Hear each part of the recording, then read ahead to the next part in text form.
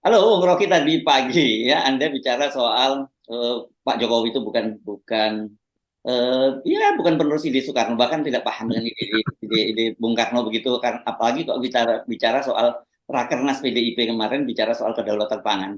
Di situ Pak Jokowi menyatakan bahwa ya memang impor berat, impor bahan pangan itu harus di stop gitu. Faktanya dia masih terus mengimpor gitu. Dan di situ yang soal politiknya nih Bung Rocky. Kalau saya simak pidatonya Pak Jokowi, nah kita simak sebentar ya pidatonya Pak Jokowi sebentar ya Bung Rocky ya. Oke. Lebih setuju lagi apa yang disampaikan calon presiden Pak Ganjar Pranowo. Tadi saya bisik-bisik ke beliau, Pak, nanti habis dilantik, besoknya langsung masuk ke daulatan pangan. Nggak usah lama-lama. Perencanaannya disiapkan sekarang, begitu dilantik besok langsung masuk ke kerja kedaulatan pangan. Sehingga swasembada pangan, ketahanan pangan, kedaulatan pangan itu betul-betul kita miliki. Dan saya yakin Pak Ganjar mampu menyelesaikan ini. Dari situ, nah pidato tadi itu kesannya bukan lagi hanya mendukung Ganjar, tapi Ganjar sudah pasti terpilih. Kalau saya sih menyimpulkan begitu, nggak tahu Anda sendiri bagaimana persepsi Anda tentang pidato tadi itu. Saya kira itu kita mesti tanya pada Pak Prabowo, komentarnya apa ke Jokowi. Ya, ya, ya, Jadi ya. sebetulnya Pak Prabowo diminta oleh Jokowi untuk jadi apa namanya penyangga yang mengatur program kedaulatan pangan atau keamanan pangan lah minimal tuh kalau belum bisa bicara tentang kedaulatan pangan. Nah ini sebetulnya kita lihat sinyal Pak Jokowi itu selalu mendua tuh. Hmm. Kalau dia percaya bahwa food estate itu bisa menghasilkan, dia mesti bilang bahwa saya Presiden Jokowi sudah memerintahkan Prabowo supaya bikin buffer stok itu melalui food estate. Walaupun sedang dikritik, tapi kita tahu bahwa itu bisa diperbaiki itu. Nah sekarang dialihkan itu pada Ganjar. Jadi nanti satu waktu orang akan bertanya, loh ini food estate ini percayakan pada Prabowo atau sudah dialihkan pada Ganjar yang belum jadi presiden bahkan. Nah kita melihat sebetulnya ekses politik dari permainan Pak Jokowi yang selalu cawe-cawe. Ini bagian dari cawe-cawe. Hanya sekedar untuk yang menggembirakan Ganjar, maka dia sebut bahwa oke itu akan diteruskan oleh Ganjar tuh. Padahal Ganjar sebelumnya tahu bahwa ya udah dia nggak mungkin lakukan itu tanpa dukungan penuh dari Jokowi. Nah Jokowi tidak kirim sinyal itu. Jadi setiap kali Jokowi bikin move, dia selalu bikin counter move. Movement pertama adalah memasang dinastinya itu di PSI bukan di PDIP. Ibu Mega marah dan Ganjar juga merasa kenapa Kaisang nggak dukung saya aja di tim pemenangan kan. Tetapi kemudian Jokowi kasih lagi gula-gula tuh. Jadi sebetulnya Ganjar cuma kena gula-gula doang tuh. Nah kelihatannya Jokowi itu di bibirnya itu ada pabrik gula tuh atau ada kebun tebu tuh sehingga kelihatan manis terus. Loh, ini Anda yakin berarti kalau gitu pidatonya Pak Jokowi di depan Rakernas PDIP kemarin itu hanya prank gitu. Yang di prank itu bukan, kalau yang di prank bukan hanya Ganjar, situ ada Ibu Megawati, ada ribuan kader PDIP yang hadir loh, Bung Rocky. Iya pasti mas kader yang berakal sehat tahu ini tipu lagi nih orang yang di depan nih. Kira-kira gitu dalam hati mereka ya saling WA mungkin ini waduh ini kena lagi kita nih. Tapi sebetulnya ini nasib PDIP karena PDIP tidak mau mandiri maka mengundang Jokowi dan Jokowi tahu bahwa Mega lagi berupaya untuk kritik Pak Prabowo dalam soal ketahanan pangan yang dianggap gagal padahal sebetulnya singkongnya mungkin kekurangan pupuk aja tuh.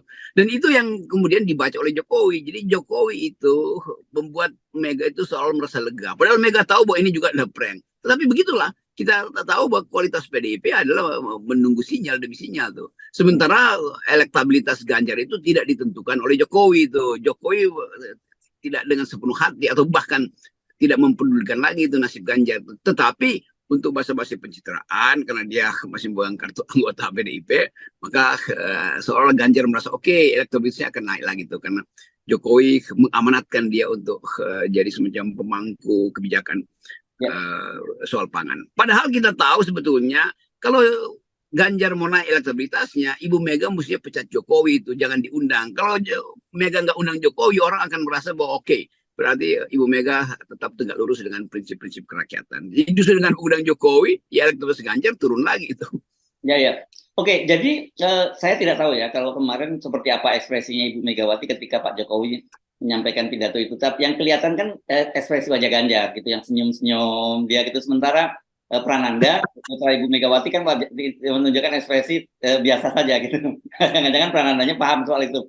Nah, jadi saya kira mungkin yang bisa kena prank itu Ganjar mungkin, atau kalau Ibu Megawati, gue udah tahu sebenarnya gitu. Tapi benar seperti Anda sampaikan, karena Pak Jokowi kok tetap diundang begitu, dan padahal dalam pidatonya Ibu Megawati juga sudah memastikan bahwa Ganjar itu tetap akan jadi calon presidennya dari PDIP gitu. Jadi kita lihat peristiwa kemarin itu dalam dua segi. Pertama, upaya untuk mempolitisasi temanya itu kedudukan Prabowo. Dan dari segi itu kita tahu Mega kirim sinyal bahwa yang gagal hari ini adalah proyek food estate, kira-kira begitu. Padahal sebetulnya pers akan bilang, loh kalau gagal itu artinya Jokowi yang gagal. Dan kegagalan itu dibuktikan dengan perintah Jokowi untuk import lagi 1 juta ton untuk buffer stock. Beras dari Cina itu 1 juta ton. Dari Cina apalagi itu. Jadi orang melihat bahwa yang ada poinnya sebetulnya. Ibu Mega juga nggak secara konsisten kasih kritik dulu dong. Kenapa kita tidak bisa swasembada pangan? Karena ada kartel beras yang berupaya untuk mempermainkan harga dan keinginan untuk tetap impor. Karena dalam impor, dalam 1 butir beras itu ada sekian dolar yang masuk ke oligarki beras ini atau kartel beras. Kan mestinya dibongkar dulu itu dalam pidato Ibu Mega, baru Ibu Mega beri solusinya tuh. Ini Ibu Mega juga seolah-olah nggak ada problem dengan perpolitikan beras di negeri ini kan. Jadi kelihatannya ini tadi saling kirim gula-gula doang. Jadi ini sebenarnya simbolik ya, ketika Ibu Mega memilih tema ini, menurut saya agak menarik, dan memang pasti ada pesan politiknya. Mengapa kemudian kok menjelang pemilu yang dipilih itu adalah soal rakernasnya adalah kedaulatan pangan gitu kan. Jadi saya baru nyadar ketika Anda menyatakan sebenarnya ini sindiran pada Pak Jokowi, tapi kalau saya lihat pidatonya Pak Jokowi nggak merasa disindir kok gitu, bahkan merasa bahwa fine apa yang dilakukan selama ini gitu. Karena itu kan, jadi pesan itu tidak tiba pada rakyat, karena rakyat merasa bahwa ya faktanya Jokowi impor pangan, itu artinya Jokowi yang gagal. Mestinya Mega tegur, Anda sebagai kader kami, kenapa telantarkan wong Cili selama 7 tahun sehingga pada akhirnya mesti impor juga. Dan impor artinya menguntungkan Cina itu kan, itu intinya kan. Tapi Ibu Mega nggak nyampe political analysis macam itu kan. Dia hanya ingin menegur Jokowi, tapi nggak mampu untuk secara terang-terangan mengatakan bahwa Jokowi gagal. Kalau dia bilang Jokowi gagal, konsekuensinya yang sering saya sebutkan, tarik kartu anggota Pak Jokowi, kan itu gampang tuh. Nah, kalau itu diterangkan, publik akan tepuk tangan pada Ibu Mega, bahwa Ibu Mega akhirnya paham bahwa kedudukan dia sebagai ketua partai yang dari awal meminta Jokowi untuk pro rakyat, itu tidak dilakukan Jokowi. Wong Cilik adalah yang pertama kali terkena masalah kekurangan beras. Ya. Jadi Anda yakin ini kalau Pak Prabowo begitu menyimak pidatonya Pak Jokowi kemarin itu, apakah sedikit terganggu atau dia udah hafal ya namanya Pak Jokowi begitu, jadi udah hafal gitu Bung Rocky? Ya, Pak Prabowo udah tahu lah watak Jokowi itu, karena itu bagi Prabowo mungkin ya awalnya saya ngomong aja lah, toh nggak ada pengaruhnya lagi karena Gerindra mestinya udah jalan sendiri itu. Jadi sebetulnya ya mungkin Gerindra bikin evaluasi ini apa lagi nih, udahlah tinggalin aja deh. Tetapi nggak mungkin juga Prabowo kasih semacam komentar yang kritis kan. Itu basa-basi di dalam kabinet, nggak boleh menteri itu mengkritik presiden. Tetapi bagi kalangan Gerindra tahu bahwa ya ini upaya untuk balancing aja tuh, dan setiap kali balancing itu menunjukkan bahwa Jokowi sebetulnya dalam keadaan yang makin lama makin limbung. Ya karena ini selalu mendua sinyalnya gitu, walaupun sebenarnya persis seperti yang Anda katakan tadi, dengan Kaisang menjadi ketua umum PSI itu sebenarnya harusnya PDIP itu sudah tahu lah, itu nggak perlu lagi main politik seolah-olah nggak paham dan masih mencoba berharap untuk mendapatkan dukungan dari Pak Jokowi, karena ini kan sinyal apa lagi gitu. Nah nanti kalau tiba-tiba kemudian akhirnya Gibran juga diputuskan menjadi calon wakil presidennya Pak Prabowo, apakah juga PDIP masih terus juga berharap masih didukung oleh Pak Jokowi lagi gitu? Ya, justru kita nggak pernah tahu nih, ini sebetulnya PDIP kalau rapat partai itu ngomongin apa gitu kan. Jadi kedalaman untuk membuktikan bahwa ini partai eksis makin lama nggak ada tuh, makin dangkal justru kan.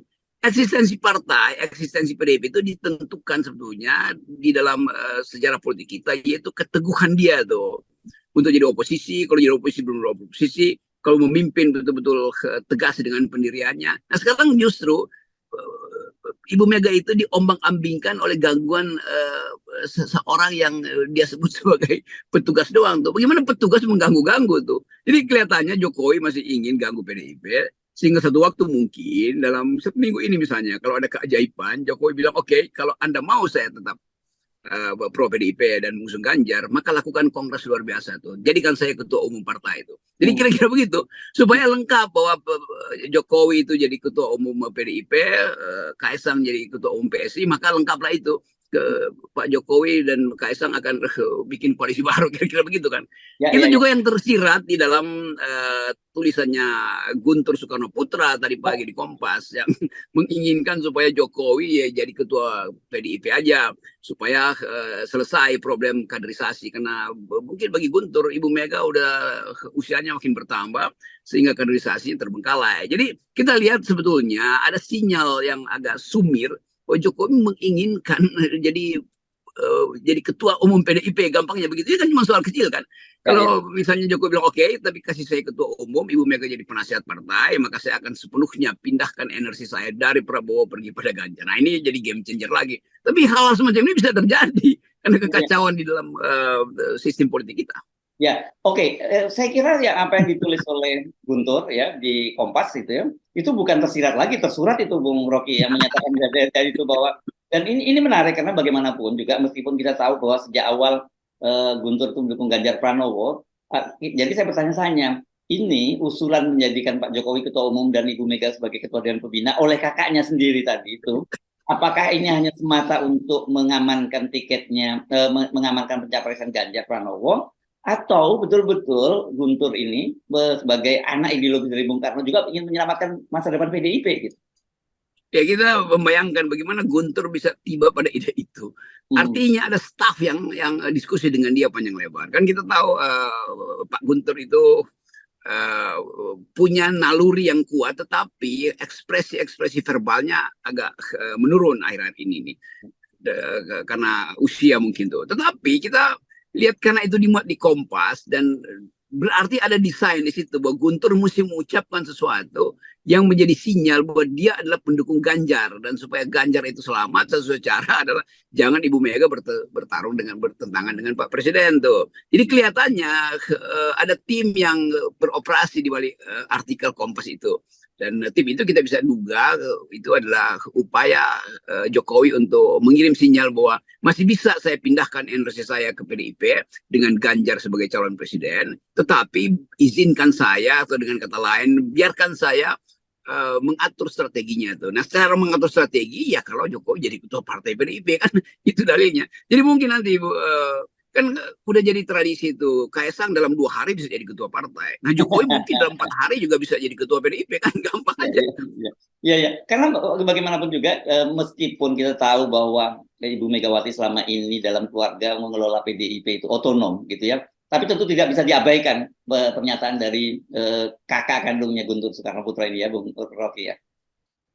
Betul, Guntur tetap di belakang layar, tetap orang tahu bahwa Guntur itu, bahkan saya baca itu Guntur mengatasnamakan diri sebagai, memang dia sebagai putra presiden, tapi ketua atau dewan penasihat alumni GMNI itu. Jadi artinya ada tim di situ tuh yang menganggap bahwa ke GMNI-an di PDIP mulai menurun tuh, karena mungkin kan PDIP kan ada fraksi GMNI, ada fraksi GMKI yang fraksi Kristen dari Pak Sabam Sirait misalnya, ada fraksi Katolik, mungkin Hasto ada di situ.